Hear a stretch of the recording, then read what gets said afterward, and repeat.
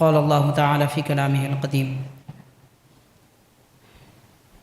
ان اللہ وملائکتہ یصلون علی النبی یا ایہا الذین آمنوا صلوا علیہ وسلموا تسلیما اللہم صل علی سیدنا محمد وعلی آلہ وصحبہ افضل صلواتک وعدد معلوماتک وبارک وسلم۔ معزز حاضرین محترم سامعین، السلام علیکم ورحمۃ اللہ وبرکاتہ۔ اللہ تبارک و تعالیٰ نے اپنی قدرت سے تمام کائنات کی ہر شے کو برکت والا بنایا ہے، اور جن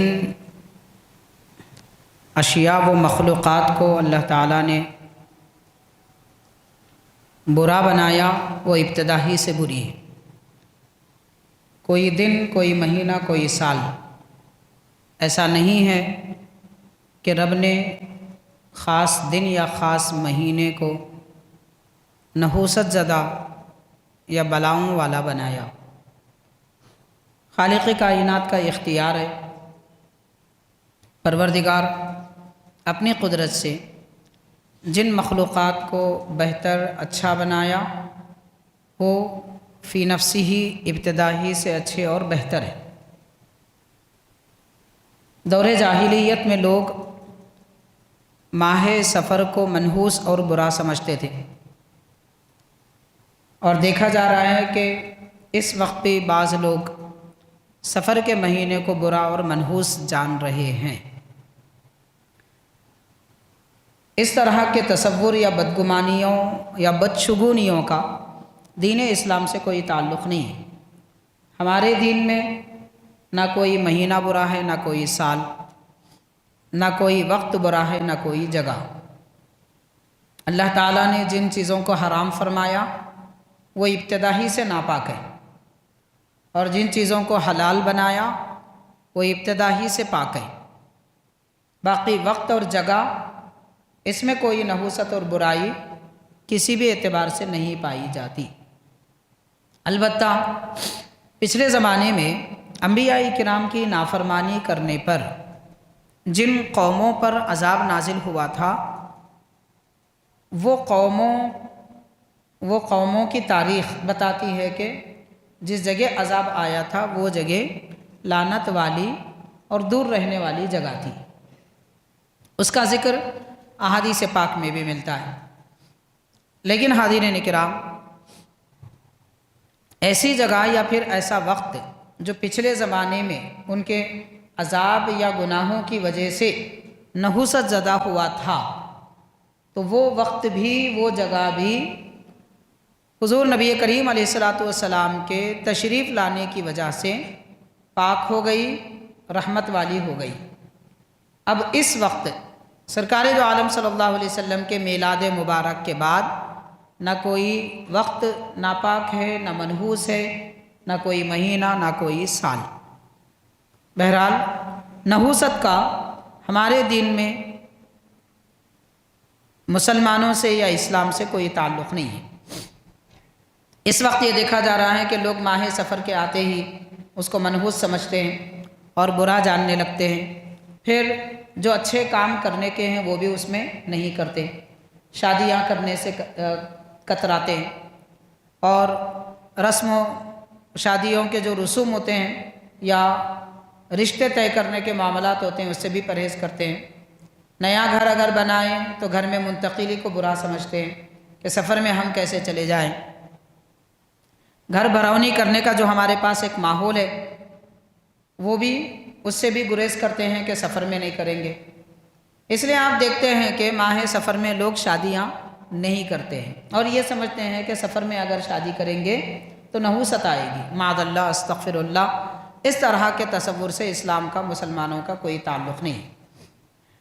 دوسری بات یہاں یہ سمجھنی چاہیے کہ اگر سفر کا مہینہ برا ہوتا، منحوس ہوتا، ناپسندیدہ ہوتا، تو حاضرین آپ غور کریں کہ ماہ سفر میں کئی اولیاء کرام اور بزرگان دین کے عرس ہیں، کئی بزرگان دین اولیاء کرام کے عرس ہیں۔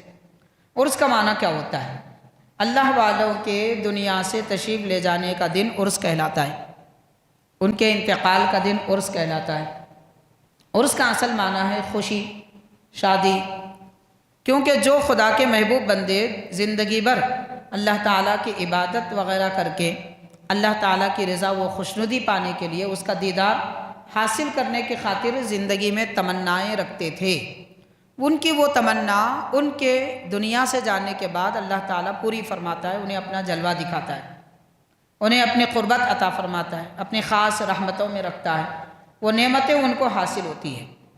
غور کریں، اگر سفر کا مہینہ منحوس ہوتا تو ماہ سفر میں کسی ولی کا وصال نہ ہوتا، کسی اللہ والے کا انتقال نہ ہوتا اگر ماہ سفر منحوس ہوتا، کیونکہ منحوس کا معنی کیا ہے؟ جس میں اللہ کی رحمت نہ ہو، برکت نہ ہو، لعنت ہو، اللہ کی رحمت سے دوری ہو، اس کو منحوس کہتے ہیں۔ تو مہینہ سفر کا اگر منحوس ہوتا تو پھر اللہ والوں کا وصال ماہ سفر میں کیسے ہوتا؟ آپ تاریخ دیکھ لیجئے، صرف دکن کے اولیاء کرام کی تاریخ بھی آپ دیکھیں گے، ماہ سفر کے ایک ایک دن میں 5 10 اولیاء کرام کے عرس ملتے ہیں۔ تو یہ دن، سفر کے مہینے کا دن اگر برا تھا، سفر کے مہینے کا وقت اگر برا تھا، منحوس تھا، اللہ تعالیٰ اپنے پیارے بندوں کو ایسی منحوس گھڑی میں اپنے پاس کیسے بلاتا؟ اللہ والوں کے وصال کا دن، عرس کا دن برکت والا دن ہے، تو سفر کے مہینے میں اگر ان کا وصال ہے تو وہ دن برکت والا مانیں گے یا نحوست زدہ مانیں گے؟ اگر کوئی کہے برکت والا ہے تو پھر وہ سفر منحوس کیسے ہوا؟ اگر کوئی منحوس کہے تو پھر اللہ والوں کے وصال کا دن نعوذ باللہ کیا منحوس ہو سکتا ہے؟ تو جو لوگ عرس مناتے ہیں یا عرس کو مانتے ہیں، وہ لوگ بھی سمجھ رہے ہیں کہ سفر کا مہینہ منحوس ہے۔ معاذ اللہ، عرس منانا کیسا، پھر منحوس ماننا کیسا؟ کیا دونوں باتیں ایک جگہ جمع ہو سکتی ہے؟ ہرگز نہیں ہو سکتی۔ تو بہرحال حاضرین کرام، ماہ سفر کسی بھی اعتبار سے نحوست زدہ نہیں ہے۔ اگر یہ مہینہ نحوست والا نہیں ہے اور اس مہینے میں اللہ کے نیک بندوں کا وصال ہوا ہے، ان کے برکت والا دن ان کو دیا گیا ہے، اور خاص برکت والے دن میں اللہ تعالیٰ نے ان کو اپنے دربار میں بلایا ہے، تو جب رب تعالیٰ اپنے بندے کو اپنا جلوہ دکھانے یا اس بندے سے ملنے کا وقت سفر کا مہینہ مقرر فرمایا، تو پھر مسلمان اپنے بچے بچیوں کی شادیاں سفر میں کیوں نہیں کرتے؟ ایک بندہ رب سے ملنے کے لیے بھی سفر کا مہینہ رکاوٹ نہیں بنتا، تو پھر شادیوں کے لیے یہ مہینہ کیوں منحوس سمجھا جا رہا ہے، رکاوٹ کا سبب بن رہا ہے؟ ماہ سفر آتا ہے تو شادیاں نہیں کرتے ہیں، ماہ سفر آتا ہے تو رسم نہیں کرتے، ماہ سفر آتا ہے تو منگنی نہیں کرتے، ماہ سفر آتا ہے نام رکھائی نہیں ہوتی، بسم اللہ خوانی نہیں ہوتی، کچھ بھی نہیں کرتے ماہ سفر میں، کیونکہ سفر کا مہینہ منحوس ہے، کچھ نہیں کرنا۔ تو بھائی جی کیوں رہے ہیں؟ ماہ سفر میں زندگی گزارنا درست ہے کیا؟ سوچنا چاہیے، ارے بڑی شان والی زندگی ہوتی ہے، پھر ہم ماہ سفر اتنا منحوس ہے تو اس میں جی کیوں رہے؟ کوئی تعلق نہیں ہے سفر کا اور نحوست کا، یہ سب بناوٹی باتیں ہیں۔ اب اس کے ساتھ آپ دیکھیے، سفر ہو یا غیر سفر ہو، لوگوں کے اندر بدگمانیاں بہت ساری پائی جاتی۔ بعض لوگ سمجھتے ہیں کہ بلی سامنے سے گئی تو کام نہیں بنتا،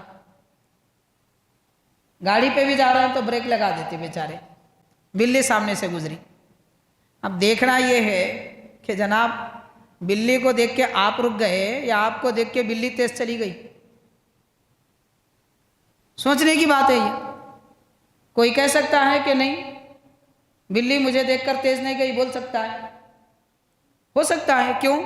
اس لیے کہ انسان گناہ کرتا ہے، بلی کوئی گناہ نہیں کرتی، تو گناہ کرنے والا برا ہوا یا نہیں کرنے والا برا ہوا؟ ہم سمجھ رہے ہیں بلی میں نحوست ہے، بلی سمجھ رہے ہیں یہ نحوست والا انسان میرے سامنے آ گیا، ہو سکتا ہے ایسا بھی تصور ہو۔ یہ کیونکہ ان باتوں کا تعلق ہمارے دین سے نہیں ہے، اس لیے منفی بات بھی ہو سکتی ہے، الٹی بات بھی ہو سکتی ہے، ہم جو سوچ رہے ہیں اس کے برخلاف بھی ہو سکتا ہے۔ یہ تصور لوگوں کے درمیان پایا جا رہا ہے۔ ساتھ میں لوگ یہ بھی سمجھتے ہیں جو عام دنوں میں غلط فہمیاں لوگوں کی پائی جاتی ہیں۔ بڑی عجیب بات ہے، چہارشنبے کے دن انتقال ہوا، اب لوگ ایک ہفتے یا چہارشنبے تک اس کے گھر والے پریشان رہتے ہیں۔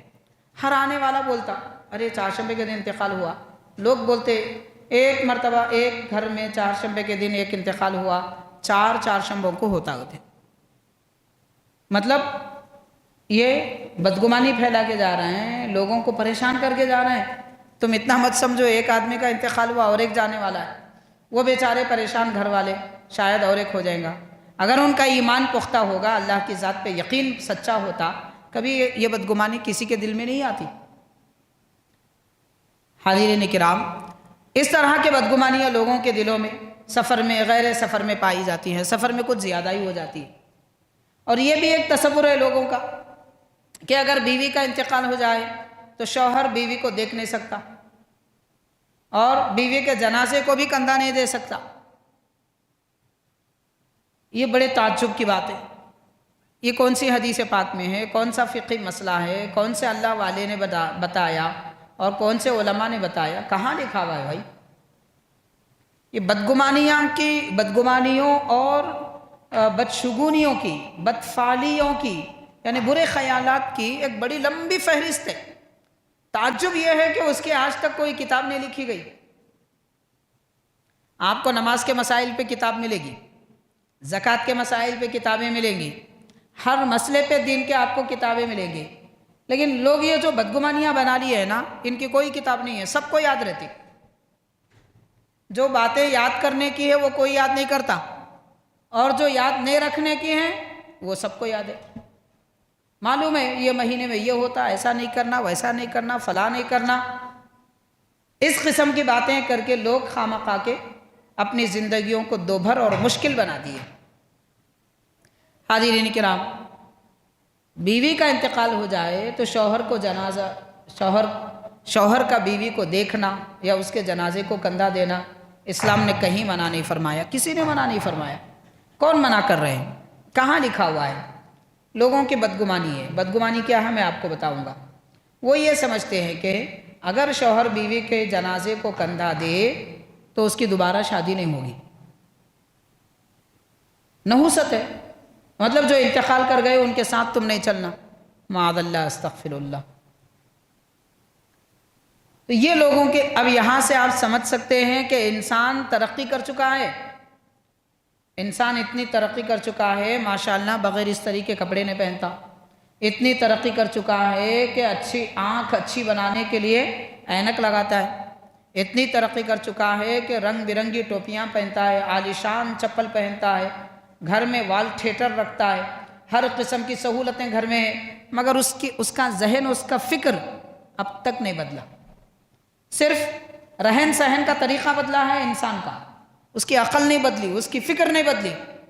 مان لیجئے کہ وہ 200 سال پہلے جو فکر رکھتا تھا، اس کے باپ دادا، آج اس کی فکر وہی ہے، صرف اس نے گھر بدل دیا۔ گھر کی دیواریں پرانی ہو گئی، مٹی کی تھی سیمنٹ کے بنا لی، چھت لکڑیوں کا تھا سیمنٹ کا بنا لیا، اور پہلے عام پتھر تھے اب ماربل لگا لیا۔ عام طہارت خانے ہوتے تھے وہ ویسٹرن بنا لیا، وہاں پہ معمولی سے پتھر ہوتے تھے یا مٹی کا گلاوا ہوتا تھا، ٹائلز لگا لیا۔ سب ترقی کر لیا مگر اپنی عقل کی ترقی اب تک قبول نہیں کیا۔ اور ہماری عقل کو ترقی آج دینے کی ضرورت نہیں ہے، ہماری عقل کو ترقی حضور پاک علیہ الصلوۃ والسلام نے 1400 سال پہلے عطا فرما دی ہے۔ جو ترقی حضور نے دی ہے اسے لے کے چلنے کی ضرورت ہے، مگر افسوس وہی پرانی دادی نانی کے خیالات آج بھی لے کے چلتے ہیں۔ بہرحال حاضرین کرام، جس طرح ہم اپنا ظاہر بدل رہے ہیں ویسے ہی اپنا دل اور اپنی عقل کی حالت کو بھی بدلنے کی ضرورت ہے۔ حاضرین، تو ہم نے جو آغاز کیا تھا ماہ سفر کی نحوست کیا ہے، تو دیکھیے نحوست کبھی کے ختم ہو گئی۔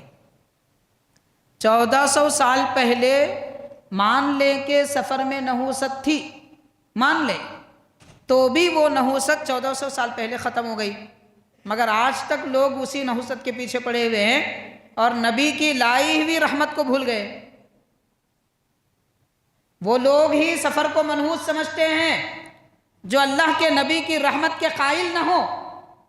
حضور پاک علیہ الصلوۃ والسلام تشریف لا لیے، اللہ کی رحمت آ گئی، سارے جہاں کو اپنی رحمت کے چادر میں حضور نے لپیٹ لیا۔ اب نحوست کہاں سے آئی؟ کہاں سے آئی نحوست؟